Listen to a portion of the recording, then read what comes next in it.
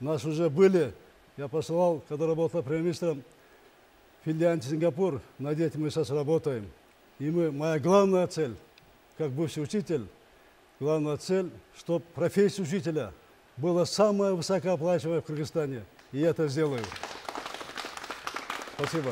Спасибо. Да, пожалуйста. Сооронбай агайга бир суроом бар эле. Азыр жалпыга маалым ушу мугалим жөнүндө, студент жөнүндө сөз болуп атат.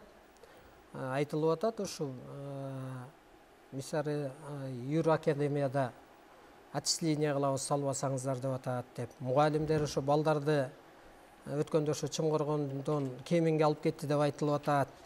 Анан мен ушу айтат элем, сиздер мугалимдерге чөнтөгүңүздөрдөн акча берип аткан жоксуздар. Алар ошончо жыл иштеди, эмгеги бар.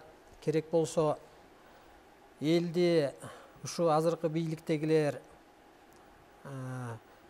артка тартып коюп атат, кошоматчылыкка үйрөтүп коюп атасыздар. Мен ошо адам азыр периште менен өзгөрүш керек, агарыш керек, тазарыш керек деп атсак, ошо сиздерде бүгүнкү күндө болуп аткан далил эми бул коом деле, эл деле көрүп туруп атат.